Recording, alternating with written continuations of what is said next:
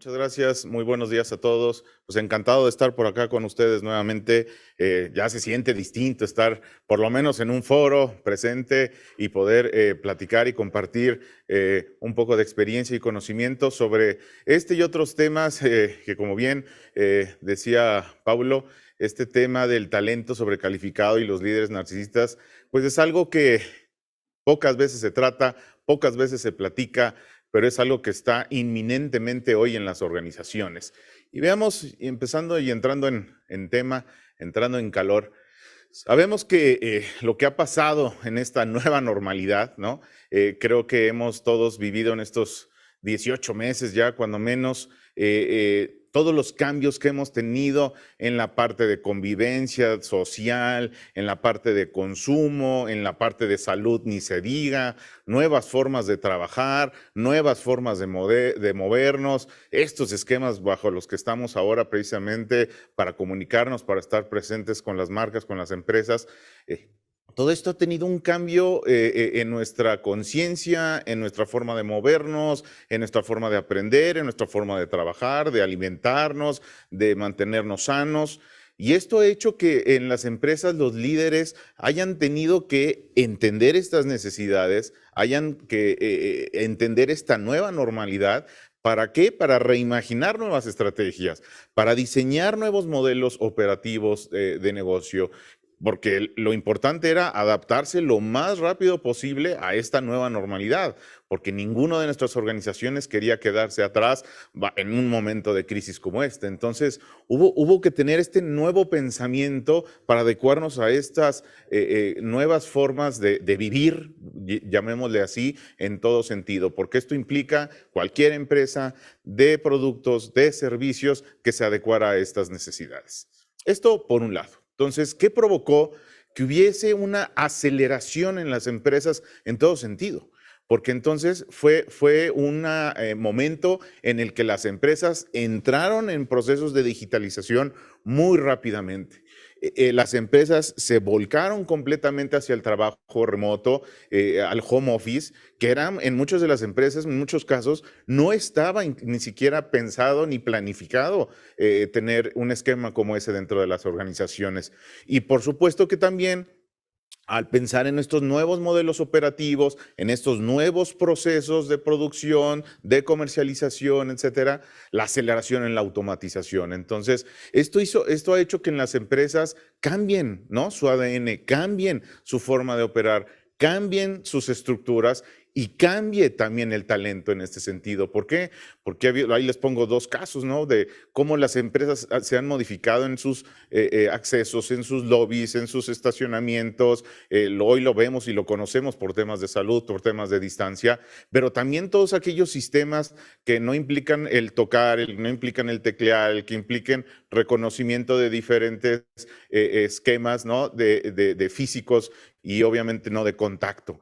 Entonces, estos son cambios que han dado en las organizaciones, pero son cambios que obviamente se dieron de manera muy acelerada durante estos semanas, meses, ya año y medio. Y eso ha hecho entonces que hayan cambios, que haya cambios en las organizaciones que a veces han sido mucho más rápidos que inclusive lo que ha pasado con el talento. Entonces, porque finalmente somos personas, finalmente somos humanos y las empresas se adecuaron a una situación que se llama pandemia, a un contexto que se llamó COVID. Pero esto ha hecho que las empresas cambien y entonces tenemos que entender ahora qué está pasando con la gente, qué está pasando con nuestros colaboradores, qué pasa con los candidatos. Y esto es lo que nos trae el análisis de hoy. Este panorama que se ha dado, por ejemplo, en el ámbito laboral, pues ahora las personas que buscan empleo hoy activamente, siempre obviamente todo se busca que tener un mejor sueldo, un mejor salario. Esto por años ha sido así. Pero ahora llama mucho la atención y vean el recuadro en rojo que les presento por aquí. Ahora las personas buscan tener trabajo con menos estrés. Buscan un empleo que esté cerca de su casa o buscan un trabajo que sea solo de home office. ¿Qué nos está diciendo esto? Que ahora en estos meses donde se ha implementado el home office, por ejemplo, se ha visto y se ha comprobado que en muchas organizaciones han seguido siendo productivas e inclusive han sido más productivas que en el pasado, inclusive teniendo un esquema 100% presencial. Entonces, ahora digamos, estas características para buscar un nuevo empleo hace que no solo la parte del sueldo y los beneficios sean importantes, sino que surgen estos que ahora empiezan a tener mucho más peso que en el pasado. Esto es en la parte de los candidatos que buscan empleo. Ahora, por otro lado, dentro de las organizaciones, y es algo importante mencionarlo aquí, porque es mucho del tema y del estudio que nos atañe a nosotros como MIDOT, se han presentado un sinnúmero de casos de fraudes laborales dentro de las organizaciones. Es decir, estos datos que les presento aquí son recientes, son del año pasado. Esta asociación que pertenecemos, que estudia precisamente pues todos estos comportamientos contraproducentes en el ámbito laboral, pues que hacen que veamos cuáles son los tipos y a qué tipo de empresas está sucediendo esto. Pero lo curioso de esta información es que, sin importar el tamaño de la empresa, las barras grises, gris más claro, gris oscuro, realmente en todas las empresas pequeñas, medianas o grandes, se están presentando este tipo de situaciones. Eso es un dato. Y por otro lado, vemos que los casos más comunes son aquellos en los que hay una apropiación indebida de activos o de bienes, esto se llama robo, ¿no? Fraudes en estados financieros o corrupción en las empresas. Entonces, ¿qué está pasando? O sea, hay una crisis importante, dada esta crisis económica que se convirtió de ser una crisis sanitaria, ¿no?, a una crisis económica por muchísimas razones. Entonces, esta situación es algo real, es algo que está sucediendo en las empresas. Y bueno, pues esto ha hecho que por otro lado se prendan luces amarillas y luces rojas en las organizaciones para saber qué está pasando o por qué está pasando esta situación. Ahora, también sabemos que durante estos meses, ¿qué ha pasado con las organizaciones? Bueno, pues ha habido cierres definitivos de empresas, sabemos que muchos han dejado de tener operaciones porque no son cuestiones de flujo, evidentemente, y empresas que dependían mucho de la parte presencial o empresas que tenían procesos muy manuales, sufrieron estas consecuencias y muchas de ellas tuvieron que cerrar. A otras, pues tuvieron que verse en la necesidad de fusionarse o fueran adquiridas o compradas por otras organizaciones o por otros giros que complementaran su actividad económica. Esto que contrajo, obviamente, una contracción en la oferta de empleo y entonces hubo una reducción masiva de personal en muchísimas empresas. En unos casos hubo reducción de sueldos, obviamente ni se diga el tema de comisiones y bonos, etcétera. Entonces, pues ha habido muchas desvinculaciones y obviamente también el nivel de ingresos es menor, ¿no? Entonces, pues ahora, ¿qué está sucediendo? Que ahora hay al haber mayor desempleo, pues evidentemente el periodo de reinserción laboral ahora es mucho más largo. Y esto trae diferentes consecuencias, porque ya vimos, por un lado, que pues si las necesidades son imperiosas, pues estos comportamientos o estas conductas inapropiadas en las empresas se empiezan a dar más recurrentemente. Y por otro lado, en tema de la oferta laboral, pues tenemos por ahí talento sobrecalificado por un lado que está buscando empleo, y por ahí también tenemos líderes narcisistas que están en esta misma situación. Entonces, como bien decíamos al principio, la pregunta es, ¿esto es un riesgo? ¿Esto es una oportunidad que las empresas pueden tener? Platiquemos sobre esto. Para entender todos y tener ubicado este tema, hablamos del talento sobrecalificado como aquellas personas, aquel profesional que posee un grado más alto, ¿no?, de las competencias laborales que requiere su puesto o que en particular requiere una actividad para llevar exitosamente su trabajo. Pero aquí hay una percepción muy distinta entre lo que percibe un candidato o un colaborador de manera objetiva y la parte percibida. Identifiquemos cada una de ellas. Como empleador, las empresas, ¿qué ven en este tema de sobrecalificación? Primero, cuando tienes enfrente a una persona que está sobrecalificada para el puesto que estás buscando, ¿qué sucede? Que pues tienes esta temor, digamos, de que renuncie pronto de que se vaya esta persona si encuentra algo que le interese más o que esté mejor calificado para esa posición. Entonces, por un lado hay este temor de que renuncie a las empresas, esta renuncia o esta rotación temprana dentro de las organizaciones. Por otro lado, puede ser que este tipo de colaboradores asusten, ¿no? De alguna manera al supervisor o al encargado del área. ¿Por qué? Porque obviamente si lo vas a emplear, pues puede ser que este último lo pueda superar en términos de experiencia o de conocimiento. Y pues hay un temor de que diga, bueno, este me va a quitar mi puesto, ¿no? Entonces ahí hay un temor. Y por otro lado, puede ser que esto se detone en un abuso de autoridad. ¿Por qué? Porque ante esta amenaza de competencia laboral, pues puede ser que existan este tipo de comportamientos inadecuados en la organización y crean conflicto dentro de un equipo de trabajo.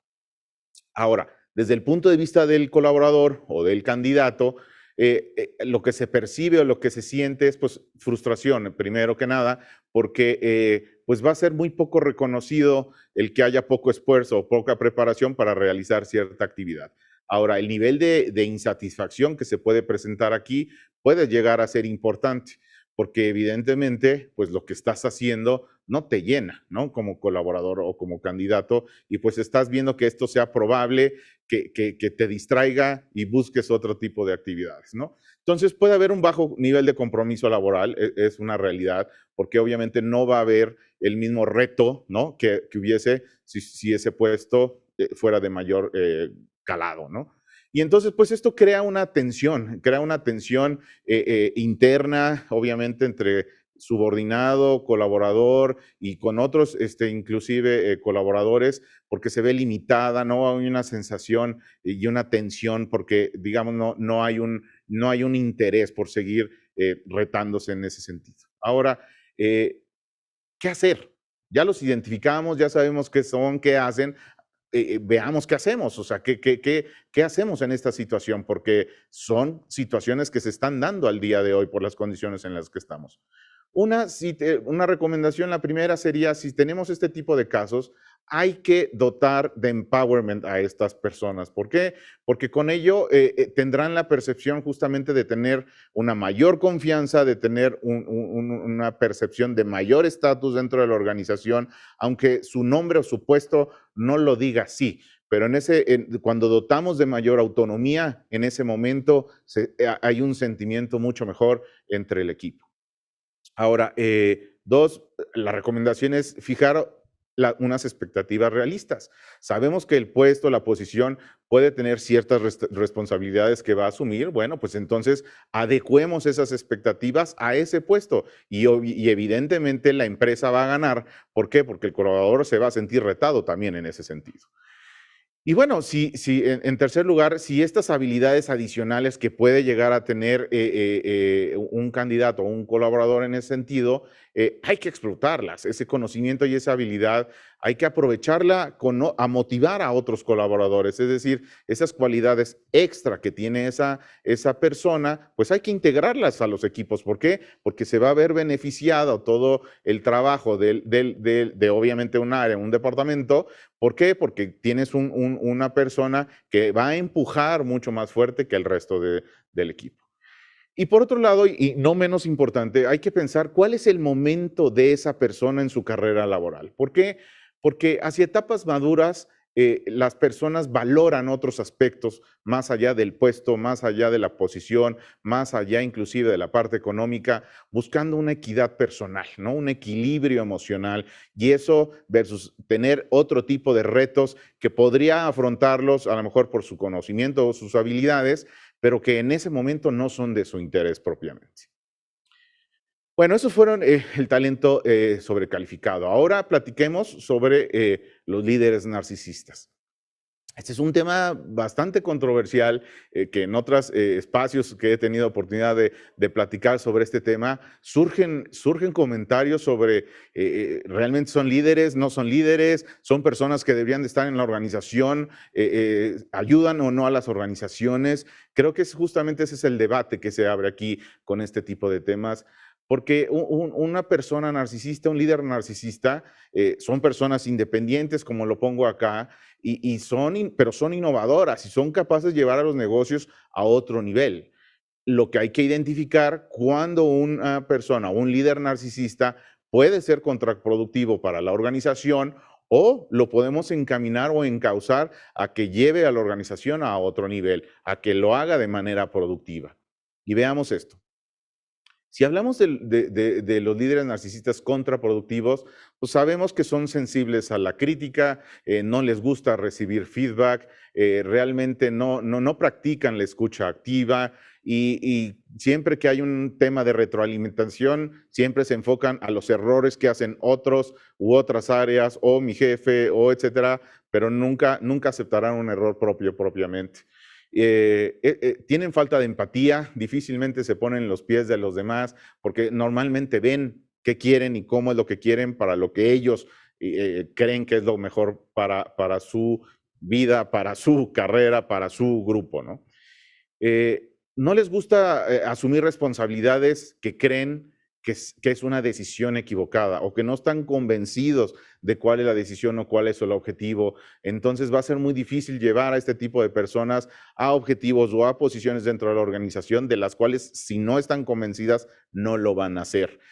Estas personas tienen un fuerte deseo por competir y puede ser que atropellen inclusive a la organización con tal de tener un brillo propio. Entonces, esto puede ser que haga que estas personas no reconozcan logros en otras personas o en otras áreas, tomen el crédito de cualquiera de los resultados o de los éxitos que se vayan dando y no reconocen el equipo de trabajo. Entonces, estas son condiciones no deseadas dentro de la organización. Pero si por otro lado vemos y buscamos que este tipo de personas se conviertan de manera productiva, pensándolas como recursos que pueden llevar a la organización a otro nivel, sabemos que este tipo de personas ven también el panorama general de una manera mucho más fácil y entonces pueden ver visión o pueden ver intereses o pueden ver posibles escenarios en el futuro que realmente cueste más trabajo al colaborador promedio. Entonces, esto es interesante porque puede despertar, ¿no? La curiosidad o el explorar nuevos horizontes en las organizaciones que a lo mejor sin ese momento no se hubieran dado o no habría nadie que los identificara. Ahora, normalmente son oradores calificados, es decir, tienen facilidad de palabra, les gusta hablar en público, les gusta exponer sus ideas, les gusta convencer a los demás y normalmente son personas creativas y que tienen esta visión amplia, por lo que atraen, por lo que inspiran a otros colaboradores. Entonces puede ser que para una idea pequeña, mediana, grande, la que sea, puedan jalar un gran grupo dentro de la organización que estén convencidos de que lo que está diciendo esa persona es real, puede suceder o puede no llegar a suceder y entonces encauzarse hacia donde esta persona inspire, ¿no? Este tipo de colaboradores también piensan fuera de la caja, es decir, están viendo cómo romper las reglas, están viendo cómo hacer las cosas diferentes y no sujetarse a un proceso y no sujetarse a un solo método, ¿no? O metodología que exista dentro de la organización, porque típicamente así se hace. Y esto, pues, no se buscan muchas explicaciones. Este tipo de colaboradores lo que hace es entender el futuro muy rápidamente para crearlo, no para ver qué sucede, sino para crearlo ellos mismos.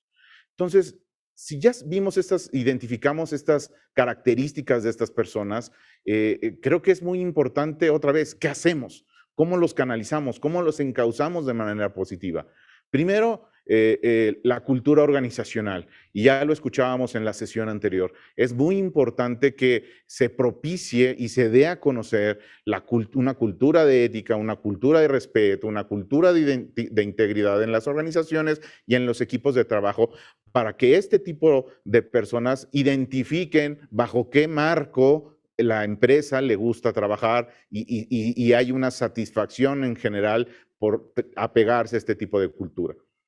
En la etapa de contratación, es decir, en los candidatos, hay que conocer a la gente, hay que evaluarlos, hay que ver qué nivel de honestidad, qué tipo de personalidad tienen, porque esto nos permitirá ver cuál es el nivel de riesgo, cuál es el nivel que hay de que se cometan este tipo de comportamientos inadecuados que no queremos tener en alguien que llegue a la organización, es decir, en un candidato. Y por supuesto, revisar antecedentes y pedir referencias laborales de esas personas nos va a hacer mucho más fácil el entender o el saber cuál fue su pasado dentro de las organizaciones para saber cómo se va a desenvolver en nuestra organización. Y por último, como recomendación, justamente buscando tener este buen clima laboral en las organizaciones, es sí reconocer justamente y destacar los logros de estas personas, pero siempre solicitar retroalimentación a los colaboradores, es decir, ver y tener este termómetro a lo largo de los equipos, no solo para evaluar una persona, sino evaluarlo 360 hacia arriba, hacia abajo y hacia sus colaboradores, para entender que es una persona que está siendo positiva dentro de la organización. Y empezando a cerrar un poquito con la charla, vemos cómo es importante identificar por qué un talento sobrecalificado o por qué una persona narcisista es muy importante identificarla, porque sabemos, hemos visto en nuestros estudios que este tipo de personas suelen cometer mayor comportamientos contraproducentes en la organización. Es decir, hay una relación estrecha cuando se trata de este tipo de personas dentro de la organización. Y esto puede ser que se lleve de menor o mayor gravedad para las personas o para la organización, pero es muy importante que identifiquemos, porque hay una correlación en este tipo de casos para que se presenten este tipo de comportamientos. Entonces, y no hay que dejarlos de menos, aquellos que son menores y que pueden darse más cotidianamente a aquellos que son de mucho mayor gravedad, porque todos ellos conforman esta matriz de comportamientos inapropiados dentro de las organizaciones y que no queremos tener. Entonces, como conclusión, pues todo dependerá en gran medida de la capacidad que tenga de la empresa, de la capacidad que tengamos nosotros de entender cuáles son las necesidades de estos colaboradores, de estos candidatos y saber integrarlos satisfactoriamente a las organizaciones con el fin de que todos salgamos beneficiados. Es decir, por un lado, disminuir el riesgo de que se presenten conductas inadecuadas y por otro lado, se logre la productividad mayor dentro de las organizaciones. Así es como, una vez más, sabemos o entendemos en Midot que todo es cuestión de confianza, es decir, el tener colaboradores productivos, íntegros, honestos, que cumplan una cultura ética y que estén dentro de un marco en una organización que les permita ser productivos, siempre va a ser confiar en el que está junto a mí, en el que está del otro lado, el que está en mi oficina o el que está del otro lado de la computadora, para entender y saber que cada quien está haciendo su mejor labor dentro de la organización.